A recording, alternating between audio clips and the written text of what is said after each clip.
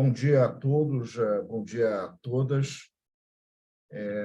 Como presidente da Câmara de Comércio França-Brasil, gostaria de agradecer a presença de todos vocês aqui nesta manhã, nesse evento de canal aberto e observatório econômico da Câmara de Comércio França-Brasil. Hoje contaremos com um ilustre palestrante, o Pércio Arida, que, para o bem do Brasil, faz parte da equipe de transição na área econômica. Pércio não vem fazendo entrevistas nem dando palestras, então isso dá uma dimensão da importância desse evento e do Pércio estar conosco. Eu agradeço imensamente a ele a primazia de ter concedido à Câmara de Comércio essa conversa, esse bate-papo que nós teremos aqui hoje. Agradeço ao Otávio por ter formulado o convite e em nome da Câmara e como vice-presidente da Câmara. Agradeço também a todos que estão aqui e as perguntas que podem ser feitas depois, o Otávio vai explicar para vocês. Duas palavras sobre a Câmara de Comércio que eu acho que vale a pena. É a Câmara de Comércio mais antiga em funcionamento no Brasil. Nós temos 122 anos de vida. Algumas palavras, nós temos várias comissões setoriais, enfim, muitos produtos interessantes para os nossos associados. E algumas palavras sobre a relevância da França, né? Recentemente foi dito que talvez não houvesse essa relevância toda, mas eu acho que é importante dizer que as empresas francesas no Brasil são os maiores empregadores. Nós estamos falando de aproximadamente 600 mil colaboradores diretos.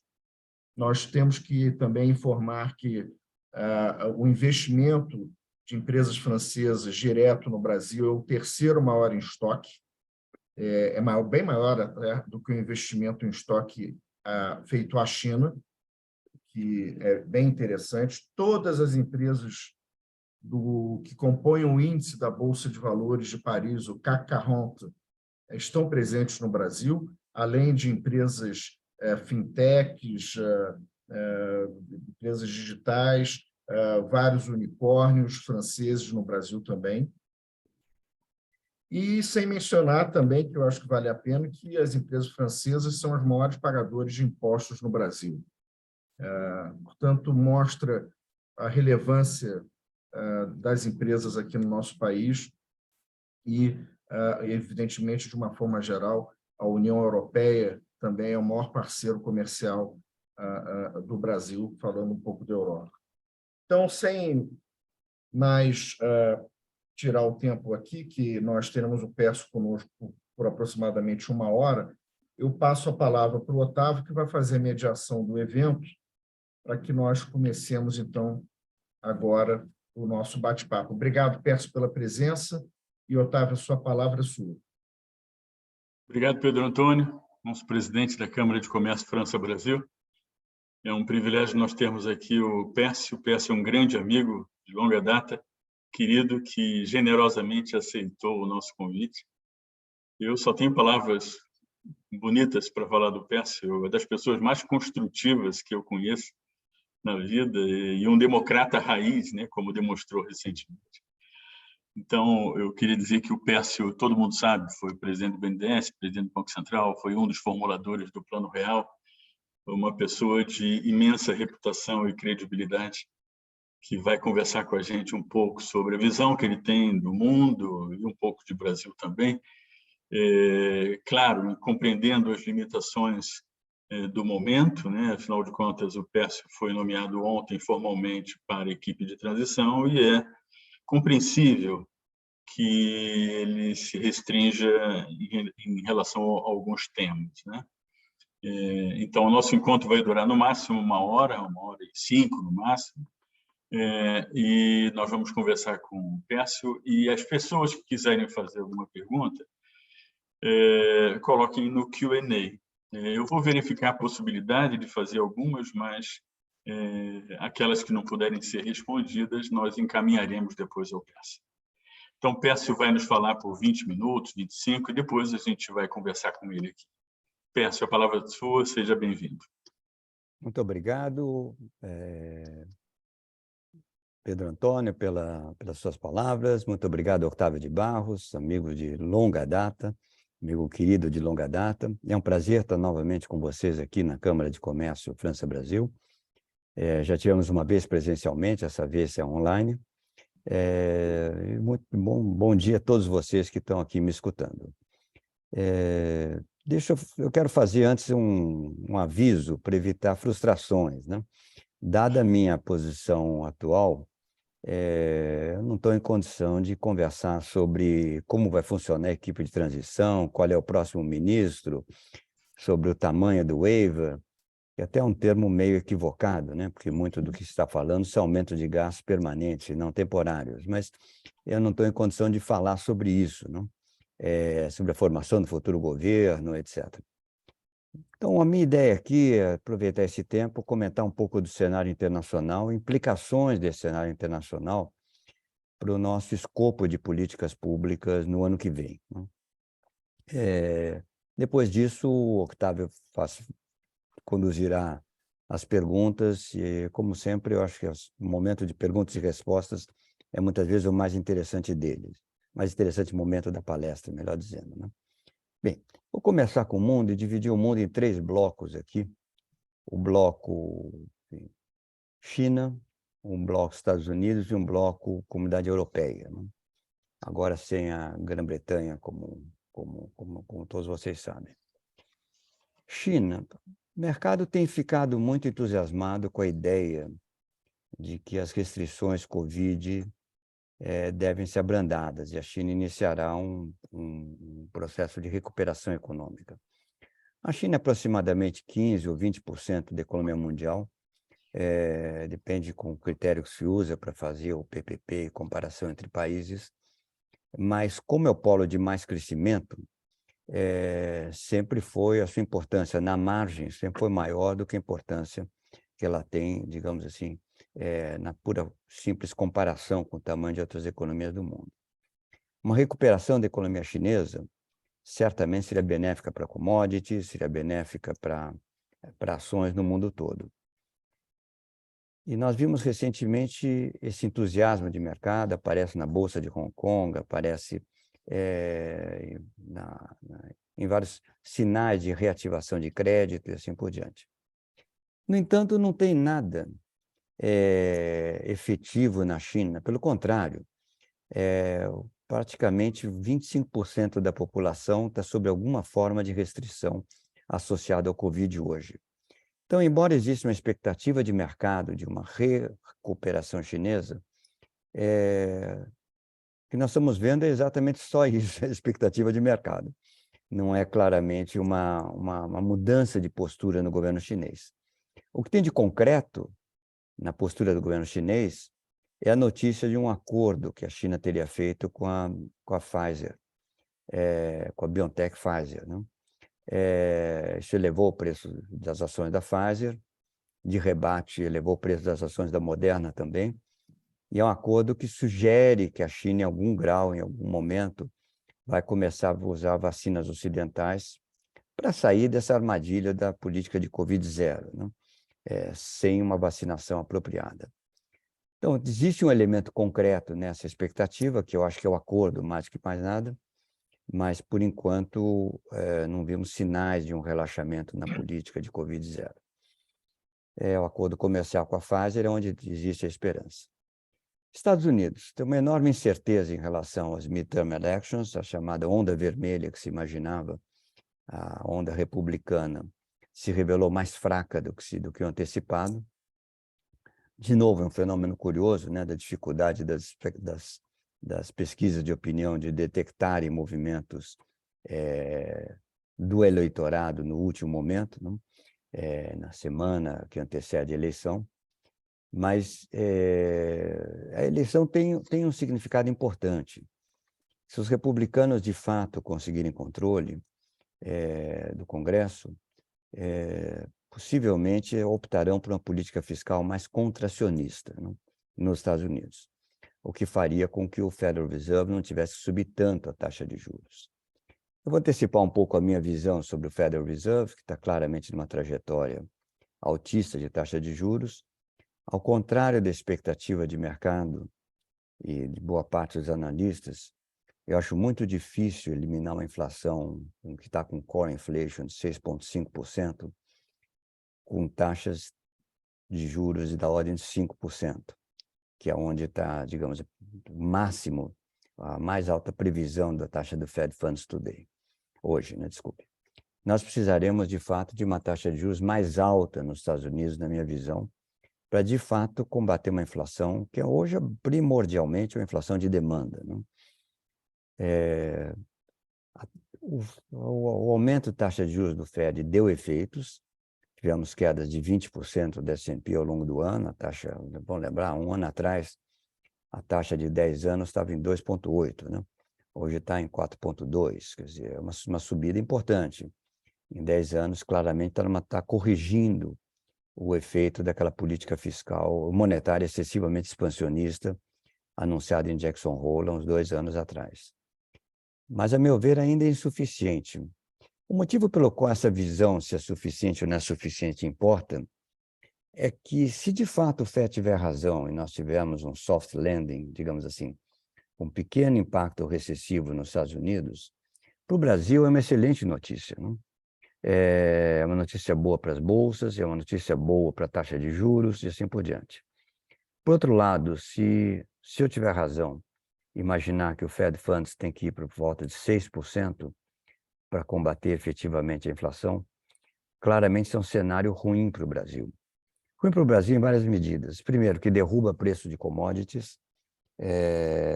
Algumas commodities já refletem claramente isso, vê o que acontece com o preço futuro de petróleo. É ruim para o Brasil por arbitragem com a taxa de juros. Nós teremos aqui, como sempre, tem sempre um certo mecanismo de arbitragem, e muitas vezes essa arbitragem é não linear, não? Quer dizer, sobe a taxa de juros americana, a nossa sobe mais que proporcionalmente. Então, para a perspectiva de uma queda na taxa de juros brasileira, que hoje se desenha nos mercados, pode não se materializar se nós tivermos uma postura do Fed muito mais agressiva, que é o que eu imagino que venha a acontecer. E tem a ver com o momento que eu conversava há pouco. Claramente, se os republicanos ganharem e tivermos, de fato, a política fiscal mais contracionista, no cenário de uma taxa de juros de 6%, perde um pouco de força. Mas se continuar o atual, digamos, equilíbrio de forças entre democratas e republicanos, nós estamos vendo nos Estados Unidos um certo contraste entre uma política fiscal expansionista ainda e uma política monetária contracionista. Normalmente, não é o que se recomenda, mas, como eu vou comentar com a Europa, é o que se verifica em inúmeros países do mundo hoje em dia, não? O próprio Brasil apresenta um pouco dessa característica, não? Passando para a Europa, tivemos uma mudança ao longo desses anos muito importante. O Banco Central Europeu se tornou emprestador de última instância, não dos bancos, mas dos países, não? Através de seus programas de compra de dívida dos países mais pobres, não? E menos, digamos assim, menos sólidos do ponto de vista fiscal, entre os quais o mais importante é a Itália. Então, nós tivemos um backstop, digamos assim, monetário para as questões da fragilidade institucional europeia. Tivemos também a emissão de um título co-patrocinado, digamos assim, pelos vários países, o que é um bom sinal no sentido de integração. Mas, como um todo, temos um problema que as políticas expansionistas fiscais, de novo, estão na contramão do que o Banco Central quer fazer para derrubar a inflação. Eu acho que tem uma diferença enorme entre Estados Unidos e Europa, nesse caso. As políticas fiscais expansionistas têm justificativa na Europa, muito menos que os Estados Unidos, né? Diante do impacto da guerra da Rússia e das tensões sociais na Europa.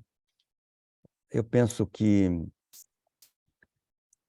diferentemente do Federal Reserve, o Banco Central Europeu adotará uma postura mais condescendente com o fenômeno inflacionário, justamente porque a preferência da sociedade entre menos inflação e mais desemprego, ou mais inflação e menos desemprego, está claramente na direção de mais inflação, menos desemprego.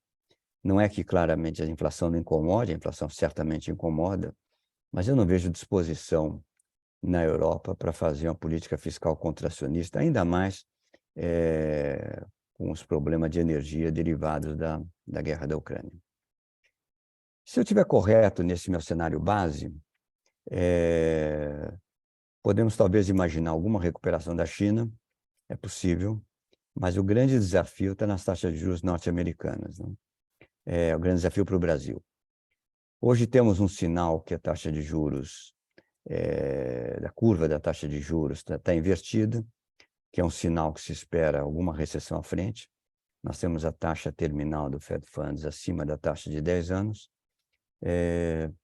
mas como eu falei, eu acho que ainda nós estamos longe de chegar ao ponto em que chegaremos quando o Fed de fato tiver disposição para combater a inflação.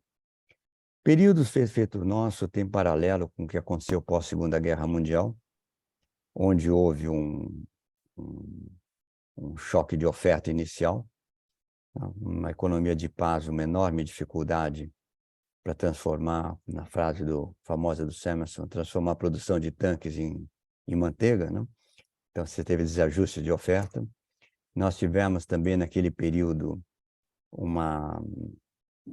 políticas fiscais expansionistas em muitos países, o que é compreensível diante do trauma causado pela guerra, e uma postura de bancos centrais que foi vacilante do ponto de vista do combate à inflação. O resultado, como vocês sabem, foi um crescimento econômico com inflação e uma enorme redução das dívidas públicas associadas ao esforço de guerra. Hoje nós temos aqui um fenômeno que, de certa forma, é similar. Nós estamos tendo em vários países uma dificuldade dos bancos centrais de subirem as taxas de juros e uma redução do valor real da dívida pública, né? Dessa vez causada pela expansão do Covid e da crise de 2008. Então, é um cenário com similaridades. Eu acho que onde difere, o cenário atual pode diferir substantivamente. Primeiro, na importância da China, que naquela altura era muito menos relevante. E segundo, se o Fed de fato tiver uma postura hawkish, né? De fato tiver uma postura dura e subir a taxa de juros para 6% ou mais, né? Isso de fato pode criar uma dinâmica diferente. Caso contrário, nós estaremos com essa dinâmica de políticas fiscais expansionistas, políticas monetárias contracionistas e um pouco menos digamos assim, de ênfase dos bancos centrais em derrubar a inflação. O que é uma forma, em última análise, de ajuste do tamanho das dívidas públicas.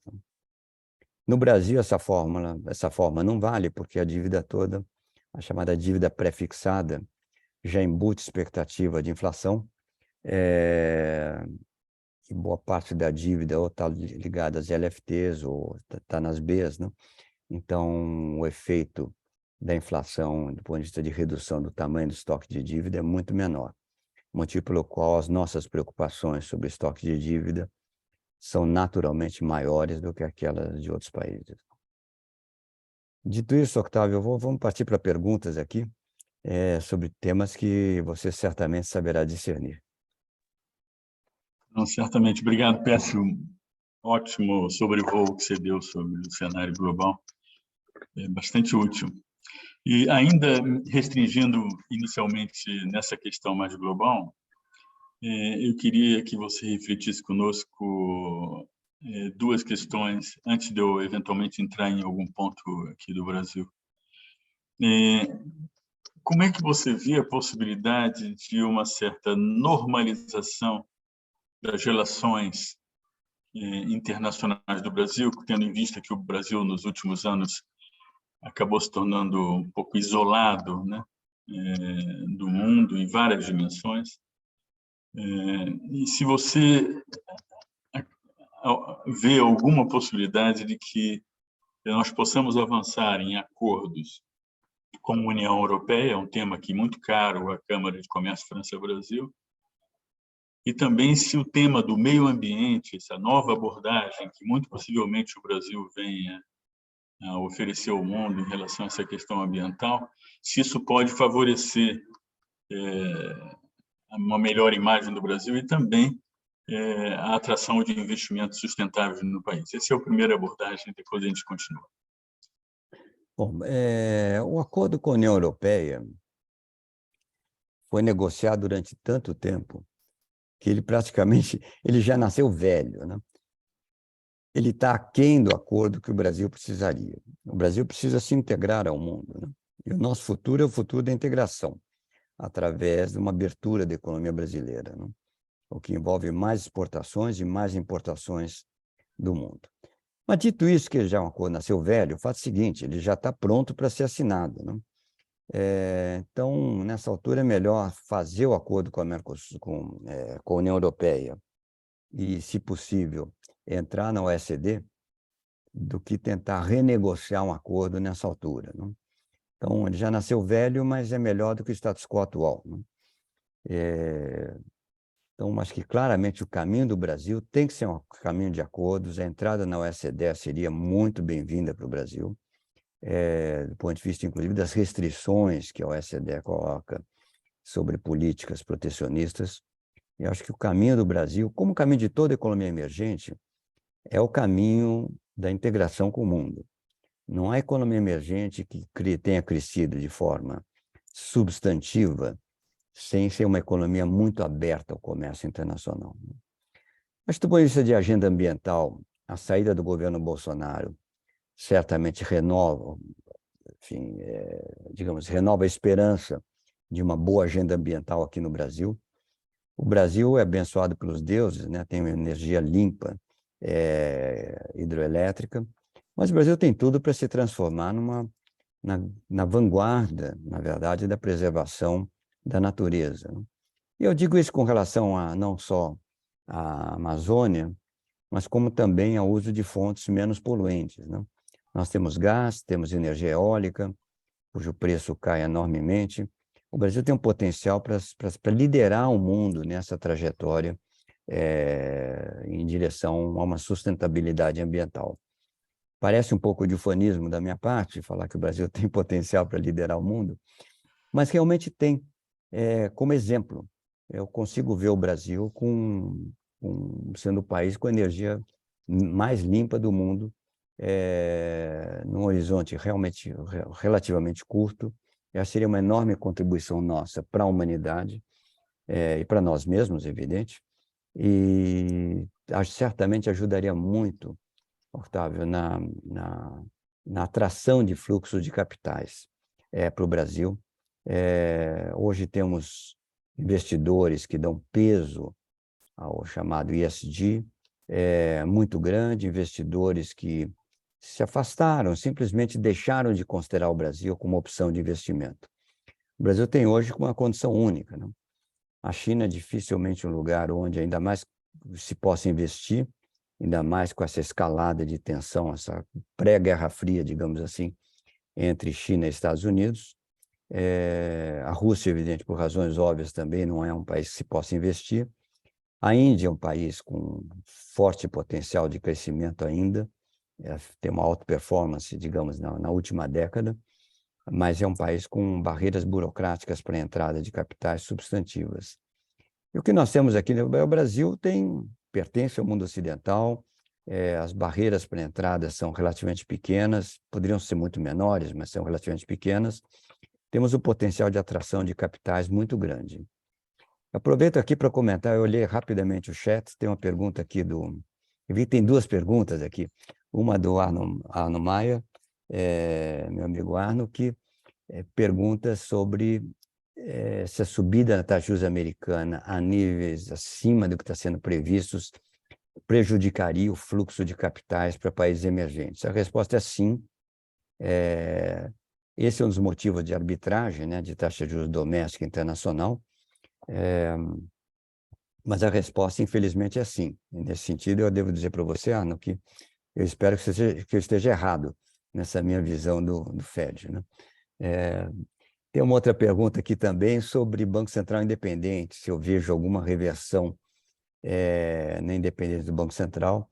Devo dizer que eu não vejo nenhuma reversão, foi um enorme avanço finalmente temos saído da situação em que o Banco Central era independente de fato, mas não juridicamente, para uma independência formal, né?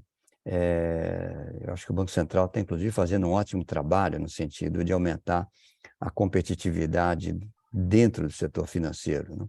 Estimulando o Open Banking, o Pix é um bom exemplo, estimulando as outras formas de competição não financeiras, não, digamos, não tradicionalmente bancárias, melhor dizendo. Então, acho que sim, isso é algo que veio para ficar no Brasil. Tem também uma pergunta do nosso amigo comum, o Loio, Eduardo Loio, né? Sim. Específica aqui sobre a experiência do Reino Unido recente, no que diz respeito aos limites que a realidade impõe aos mixes de política que envolvem política fiscal frouxa e política monetária apertada. Eu acho que o exemplo da Grã-Bretanha é um exemplo importante. Claro que houve uma barberagem, digamos assim, no anúncio da política econômica da Elizabeth Truss, da Liz Truss. A barberagem, no fato, para quem não acompanhou, era a ideia de que, diante de inflação alta, você deveria reduzir impostos e expandir a produção e aumentar gastos para poder fazer crescer o volume de produção, de tal sorte que o volume de produção acrescido seguraria as pressões de demanda, né? Então, claramente, tem uma inflação, é sempre um desequilíbrio entre oferta e demanda agregada. A ideia era estimular claramente a oferta agregada, né? Claramente, a meu ver, é um equívoco de política econômica, mas o mais interessante não é que é um equívoco. Como bem apontou o Loio, houve um limite imposto pelo mercado. Quer dizer, a reação muito negativa de mercado mostrou que essa combinação de política fiscal frouxa e política monetária apertada é uma combinação que tem limites. Verdade também que a política monetária nem chegou a estar muito apertada na Grã-Bretanha, ela começou a apertar depois.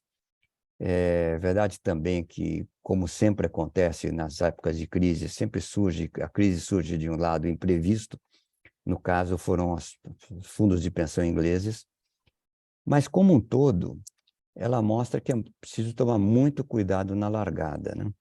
Você não pode, para usar uma linguagem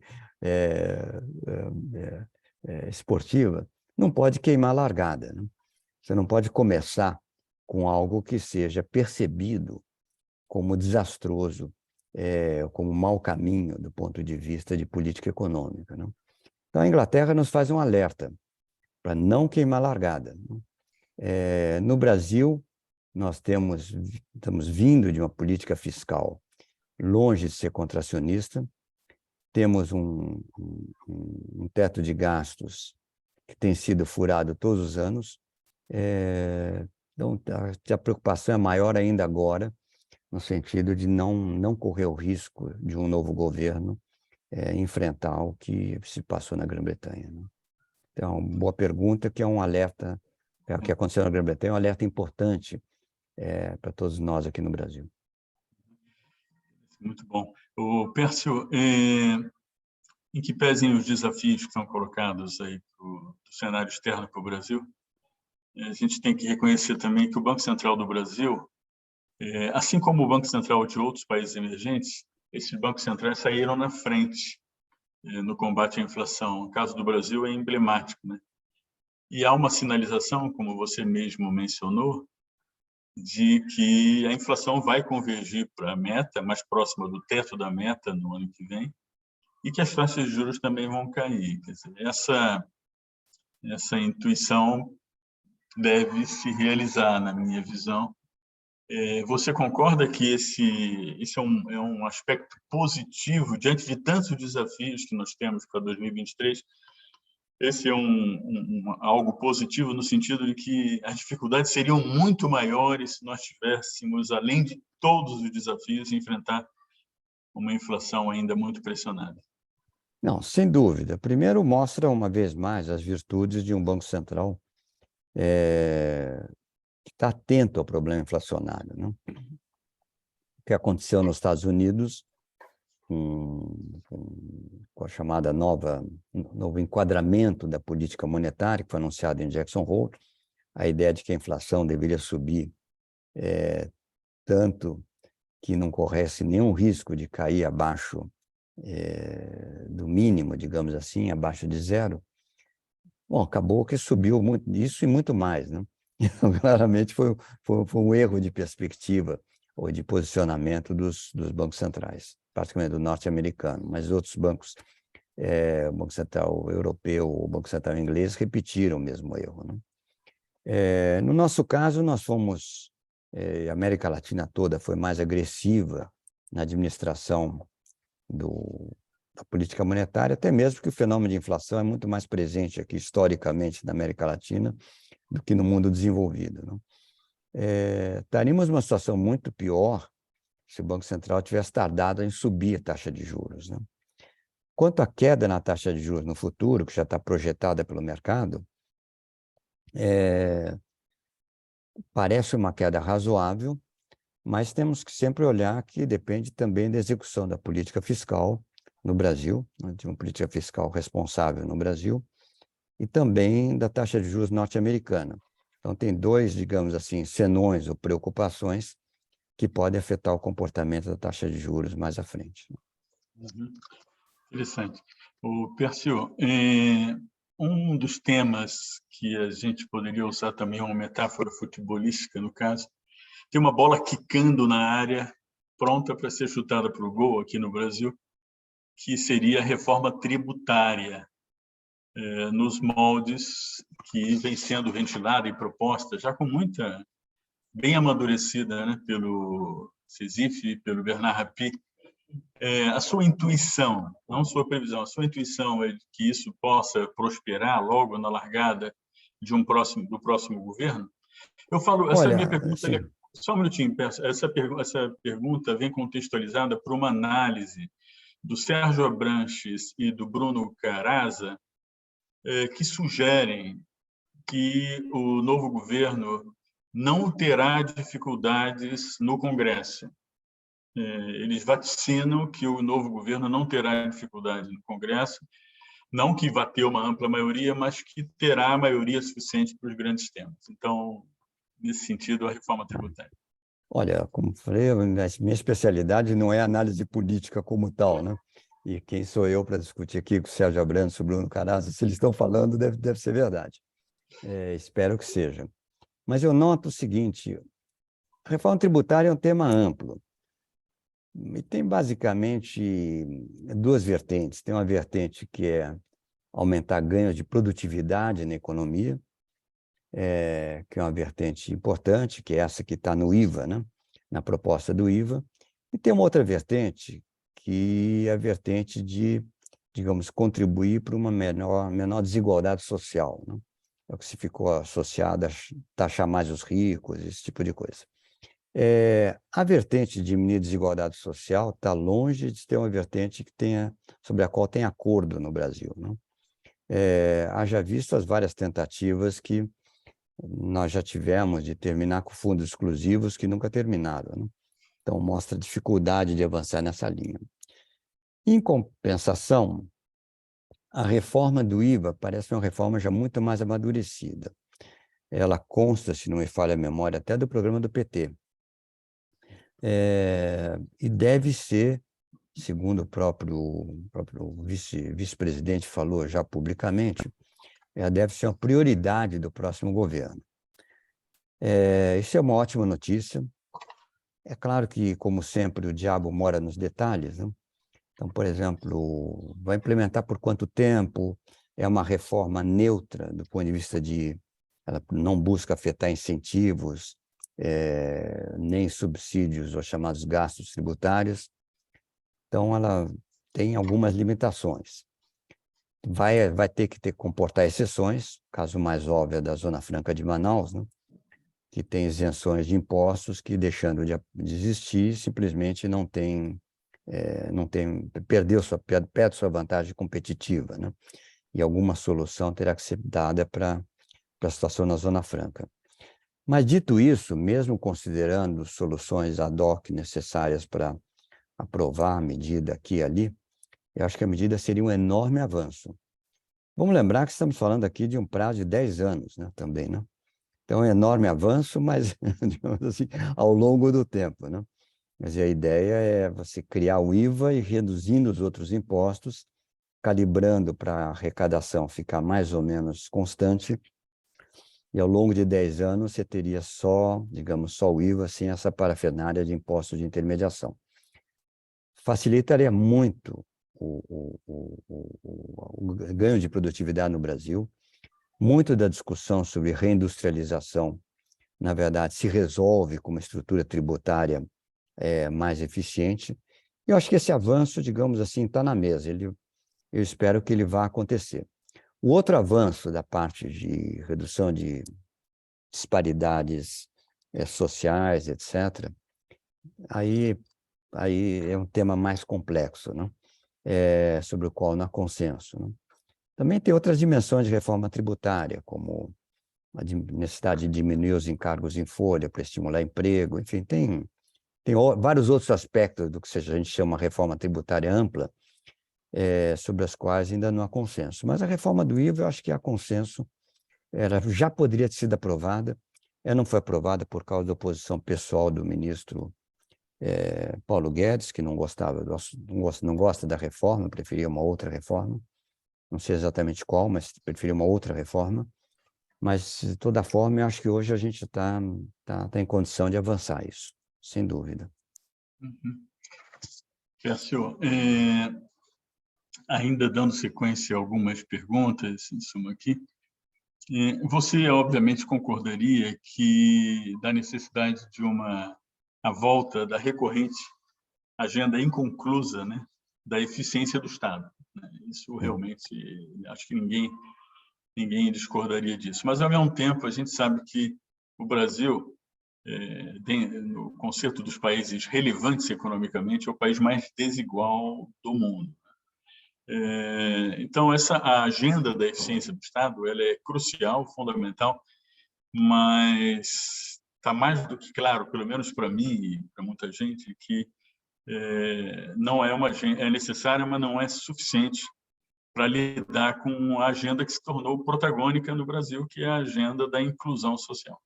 Quer dizer, as duas coisas há uma agenda da eficiência do Estado, do gasto, e também uma agenda da inclusão social que vai ganhar proeminência inequivocamente no próximo governo. Minha pergunta é se o enfrentamento dessa questão da desigualdade, né, que a gente vê claramente as implicações políticas que assistimos recentemente, e talvez não possa ser feito de maneira meramente incremental, como a gente sempre ventilou historicamente no Brasil. Avanços lentos, sucessivos, tal. Talvez venha a requerer algo mais ousado, mais emancipador, tal. Como é que você vê essa compatibilização e a possibilidade de ter um pouco mais de ousadia na agenda da inclusão e da desigualdade ao lado da agenda da eficiência do gasto? Sabe, acho que bom, a pergunta é complexa, mas eu diria para você o seguinte: a agenda da eficiência do Estado, essa é uma agenda de curto, médio e longo prazo, né? Nós temos hoje uma máquina pública que funciona aquém do que poderia funcionar. O exemplo mais óbvio é a pesquisa de opinião pública, né? Você você encomenda uma comida no iFood, ou pega um Uber, alguém pergunta se sua experiência foi boa, né? Você vai numa repartição pública, ninguém lhe pergunta nada, né? Então, tem um lado de voltar a máquina pública para o cidadão, né? Para o atendimento ao cidadão.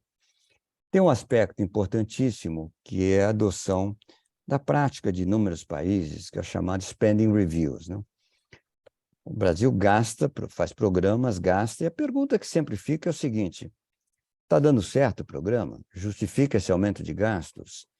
Será que não teria uma outra maneira de gastar mais eficientemente o programa? A reforma do Estado também envolve, evidentemente, um esforço de digitalização do funcionamento da máquina pública, né? Todos nós aqui em São Paulo nos acostumamos aqui ao poupa-tempo, mas que é um exemplo de um esforço bem-sucedido de tornar o serviço público mais acessível ao cidadão e ter agilidade no processo, né? Tem muito para ser feito nessa linha de transformar, digamos, o Estado brasileiro num Estado digital e eficiente. São programas de longo prazo. Se você olhar a Estônia, que é o país mais avançado, fez um programa de 20 anos. Ela já chegou no final do programa de 20 anos, mas fez um programa de 20 anos, onde mais e mais, ao longo do tempo, todos os serviços foram incluídos, digamos, na programação digital de governo para tornar o governo mais eficiente. Tem uma dimensão de reforma administrativa. O Brasil tem um número de carreiras muito grande, o que dificulta muitas vezes a readaptação do funcionário de uma certa função em outra, né? Então, tem muita coisa a ser feita e tem bons projetos já sobre essa mudança da agenda do Estado. Mas é uma mudança, como falei, é curto, médio e longo prazo. Isso é um processo longo, né? Que tem que ser empreendido, tem que começar, sem a menor dúvida, mas é um processo longo. A pressão para a inclusão social, essa é de curtíssimo prazo, quer dizer, não é que ela vai desaparecer, não, é que ela está premente hoje em dia, né? Aí eu acho que tem que fazer um apelo para a paciência da sociedade, digamos assim, porque a grande forma de inclusão é a educação pública, né? Essa é a melhor forma de inclusão que nós temos. E o que nós evidenciamos aqui durante a pandemia é muito revelador. Primeiro, enorme disparidade regional. Teve países que nunca teve estados, digamos, que nunca conseguiram implementar regime de aulas online. Alguns estados foram um pouco melhor do que outros, mas a diferença entre funcionamento de escolas privadas online e escolas públicas online foi enorme, né? Então, temos aqui uma deficiência em matéria de educação pública que precisa ser resolvida. E quando digo educação pública, educação, assistência à infância, são creches, atenção à primeira infância, que é um dos momentos cruciais na formação cognitiva e emocional das pessoas. Enfim, acho que tem um caminho aqui a seguir, através de educação e infância, para conseguir um melhor desenvolvimento social, que eu acho da maior importância. Mas, de novo, precisa de uma certa paciência, quer dizer, tem aquela frase que o subdesenvolvimento não se improvisa, né? E desigualdade social também não se improvisa, quer dizer, nós temos um passado histórico de desigualdade, fizemos avanços importantes com cotas, com gastos maiores na educação pública, mas ainda estamos longe digamos, de resolver o problema. Aí eu acho que depende um pouco da paciência, nós temos que cuidar dos mais pobres. Eu acho que a questão aqui do Auxílio Brasil, que é um auxílio que, com esse volume de dinheiro, pode ser melhor focado, evidente, mas é um passo importante, temos que cuidar dos mais pobres, eliminar a pobreza absoluta no Brasil e assegurar o caminho da educação, que é o caminho de longo prazo para resolver os problemas de desigualdade, né? Tem que sempre lembrar que a desigualdade que importa é a desigualdade de acesso a oportunidades, não desigualdade de resultados, né? A desigualdade, tal qual espelhada no índice Gini, é sempre desigualdade de resultados, né? Quando o que a gente tem que buscar é uma desigualdade no acesso à oportunidade. Resultados dependem, evidentemente, de inúmeros fatores. Tem a capacidade de cada indivíduo, tem a sua, digamos, sua dedicação ao trabalho, tem quanto ele quer ganhar dinheiro, quanto ele prefere fazer outras coisas na vida, tem fatores como sorte, assim por diante.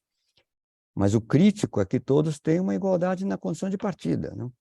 E essa igualdade na condição de partida, quem dá é educação, e particularmente educação pública, né? De qualidade.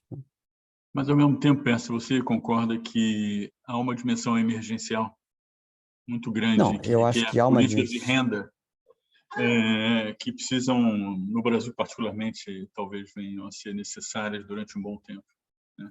Não, eu entendo a necessidade de política de renda, enfim, eu acho que nós respondemos, de certa forma, mal a essa necessidade, acho que muitas vezes desfocando, né? Os auxílios, o que acaba dando dinheiro para quem não precisa e deixando de dar dinheiro para quem precisa, né? Então, tem muito a ser feito do ponto de vista de eficiência dos auxílios. Mas os auxílios têm que ser dados, não tem a menor dúvida. E essa é a maneira emergencial de atender a um reclamo social, né? Que é um reclamo por igualdade, por mínimo, por melhores condições mínimas de vida decente, né? Agora, a solução de longo prazo não é a solução assistencial. A solução de longo prazo é a educação, que é o caminho. Esse é um dos pontos, uma das perguntas que foram aqui ventiladas, né? Que eu queria apenas pedir gentilmente a compreensão de todos que estão fazendo perguntas, que há algumas perguntas que não poderão ser aqui formuladas circunstancialmente, porque envolveria ideias a serem desenvolvidas eventualmente no próximo governo, sobretudo no plano fiscal. Mas, Pércio, tem uma questão que eu queria aproveitar de uma pergunta aqui colocada no Q&A, que tem a ver com o PIB potencial do Brasil a partir de 2024. Não dá para pensar em 2023, mas a partir daí, dando como provável a aprovação de uma reforma tributária e do endereçamento de algumas ações importantes, né, para aumento da eficiência, do gasto e também de políticas sociais, né? E isso dialogando com a perspectiva de médio e longo prazo para a Bolsa no Brasil, né? Então, qual é a sua visão? Porque alguns analistas falam, não, o PIB potencial do Brasil é de 1,5%, isso aí seria uma tragédia em vários planos, porque só agravaria as nossas dificuldades. Mas qual a sua leitura, olhando no médio e longo prazo, PIB potencial, reforma tributária realizada e os desafios colocados para o mercado de capitais em geral no Brasil? Olha, eu acho que essa questão do PIB potencial é uma questão importante. Claramente, o PIB potencial de 1,5% é um PIB, é um PIBinho, né? Digamos assim, está longe de ser o que nós todos ambicionamos. E é possível fazer melhor. Eu acho que reformas, nesse sentido, são o caminho, né? Se nós olharmos Chile, por exemplo, os últimos 20 anos, sempre cresce mais que o Brasil, todos os anos. Quando num ano que não cresceu mais que o Brasil, que foi 2010, cresceu mais que o Brasil em 2009, 2010, ou 2010, 2011. Mesmo agora, que a nossa economia está em recuperação, se nós colocarmos... Um momentinho só, deixa eu desligar aqui. Se nós colocarmos, olharmos a renda per capita do Chile e do Brasil, tendo como base 2019, você vai ver que o Chile recuperou mais rapidamente a renda per capita do que o Brasil recuperou. Então, nós estamos claramente com um problema de crescimento. Eu gosto de mencionar o caso do Chile, porque é muito fácil de comparar com Singapura, com Coreia, com Taiwan. Mas você está falando, na verdade, de um mundo com formação histórica e culturas muito diferentes da nossa. O Chile não, o Chile é a nossa cultura ibérica, está aqui na América Latina, 3 horas de São Paulo. Então, é o seguinte, por que nós podemos crescer mais? Claramente tem um potencial para crescer mais. Eu acho que se forem feitas essas duas reformas, assim, a reforma do IVA e a abertura da economia para o comércio internacional, nós estamos criando 2 fatores que certamente elevarão muito a produtividade brasileira. A entrada de mais capital estrangeiro também ajuda. Vamos lembrar sempre que crescimento depende da demografia, sobre a qual nós não estamos no final do nosso boom demográfico, não há muito o que fazer. O volume de capital, nesse sentido, a atração de capitais no exterior é muito importante, e ganhos de produtividade. Eu vejo nos ganhos de produtividade da integração comercial e da reforma do IVA como sendo extraordinariamente importantes. Se o potencial é 4, se é 3,5, é difícil dizer, mas que claramente nós estamos aquém do nosso potencial. Eu acho que, no mínimo, o Brasil devia crescer como o Chile está crescendo. É um exemplo histórico aqui na América Latina, não tem nenhum motivo para que nós tenhamos crescimento abaixo do chileno, né? Pércio, nos aproximando já no final do nosso encontro, eu queria ainda colocar uma ponto. O presidente eleito, Lula, ele, pela primeira vez, talvez, que eu me recorde, ele tem falado de 3 palavras que ele diz que vão balizar o seu governo: credibilidade, previsibilidade e estabilidade.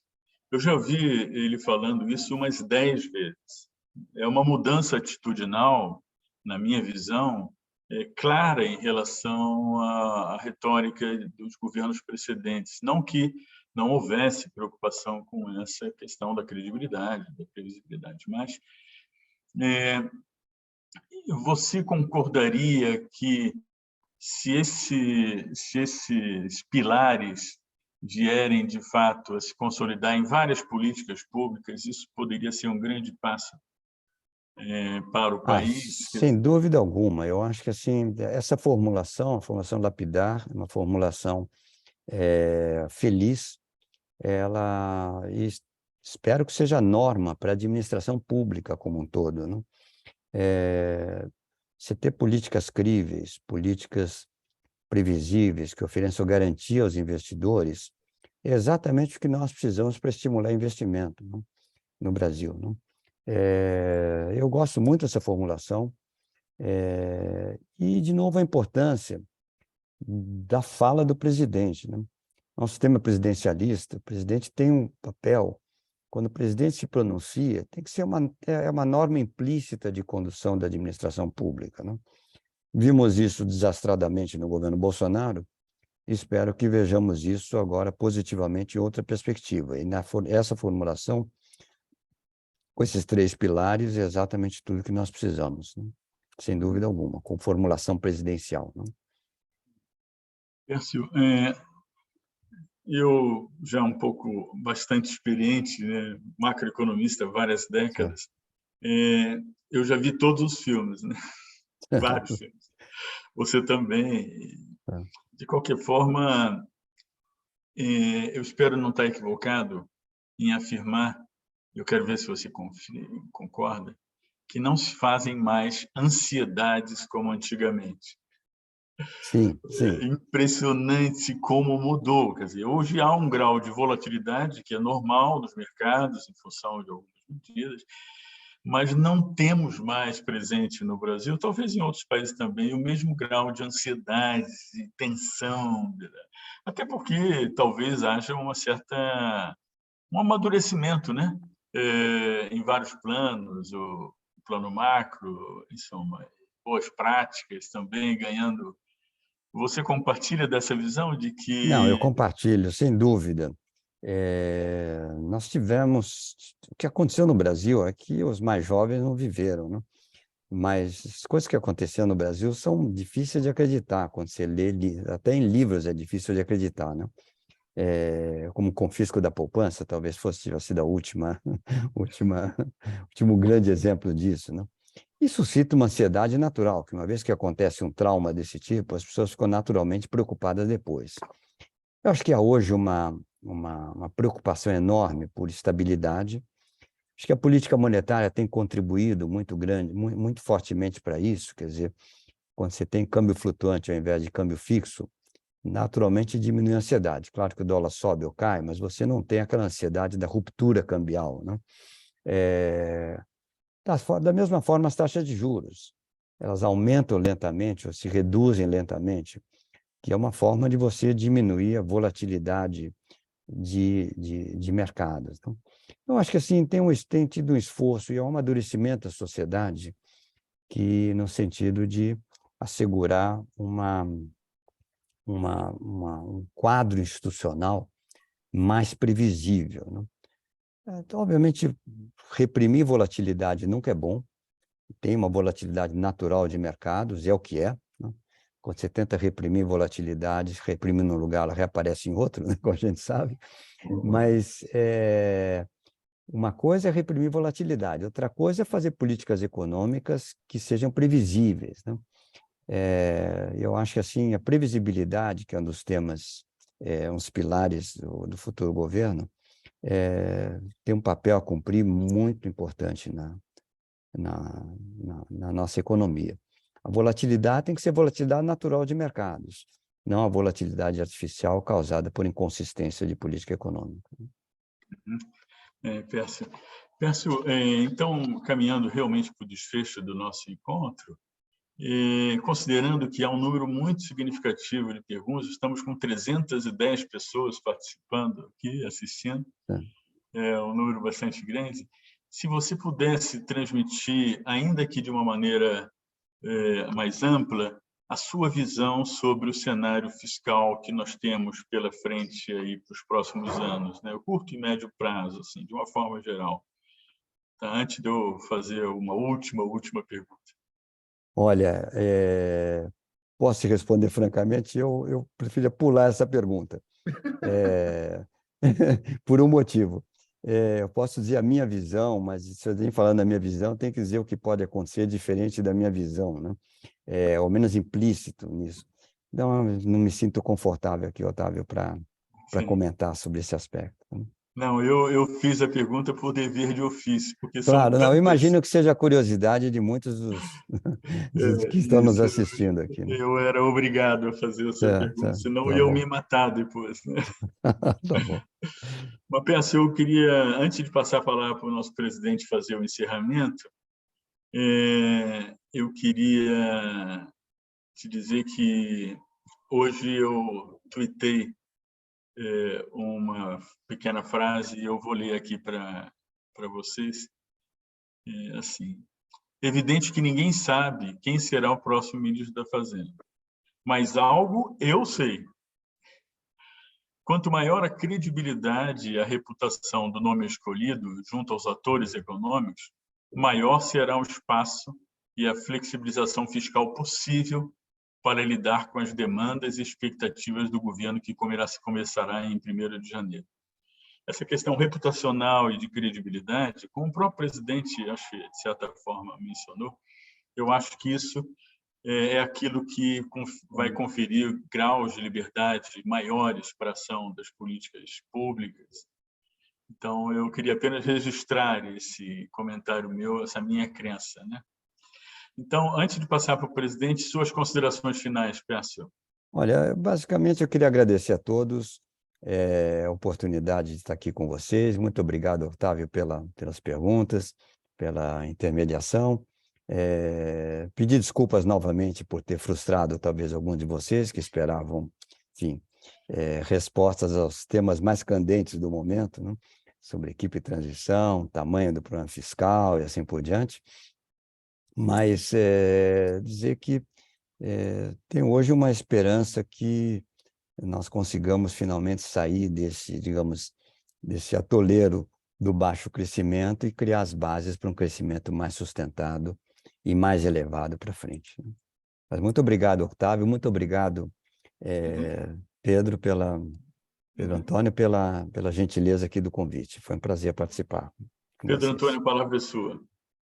Pércio, na verdade, nós que agradecemos a sua presença, com sinceridade, te ouvindo aqui nessa conversa, nesse bate-papo, é um conforto, eu me sinto reconfortado, eu acho que eu falo por todos que estão aqui presentes hoje, até pela forma como você fala, a forma tranquila, generosa, enfim, transmitindo realmente conhecimento e trazendo, eu acho que justamente o que o presidente eleito tem mencionado, credibilidade.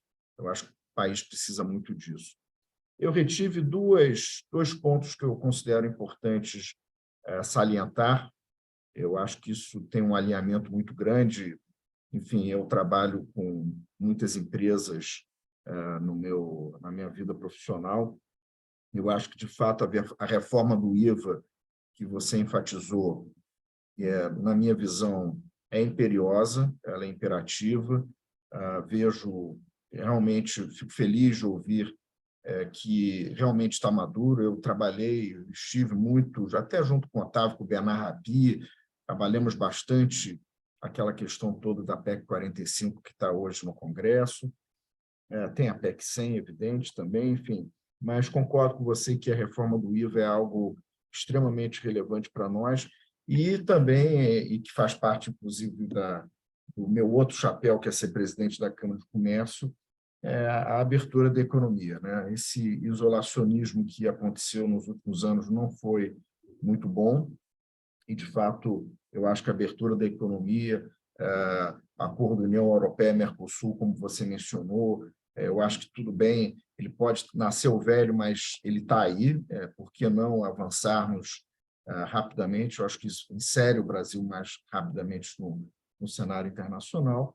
Isso tudo vai evidentemente, aumentar a nossa produtividade, vai atrair capitais. Então, eu deixo um pouco essa mensagem, eu retive bastante esses pontos, porque eu acredito que são pontos que já estão na mesa e que vão fazer uma enorme diferença nesse futuro, até eu diria de curto prazo, nesse próprio governo, nesses próximos 4 anos, essa que é a realidade.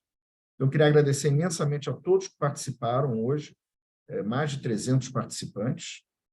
Obrigado a todos por estarem conosco essa manhã. Peço a você, mais uma vez, agradeço a sua generosidade e nesse momento aí de muito trabalho que você está. Desejo aí sucesso nessa transição para você, porque o seu sucesso é o sucesso do Brasil nesse momento, não tenho a menor dúvida. E agradeço ao Otávio por ter mediado esse nosso bate-papo. Então, um grande abraço para todos e uma boa quarta-feira. Ótimo, um forte abraço. Muito obrigado. Tchau, tchau. Tchau. Obrigado, Pécio. Valeu. Obrigado. Até a próxima. Valeu. Obrigado, Até a Pécio. próxima. Grande abraço. Obrigado, Pedro Antônio. Tchau. Obrigado, Otávio.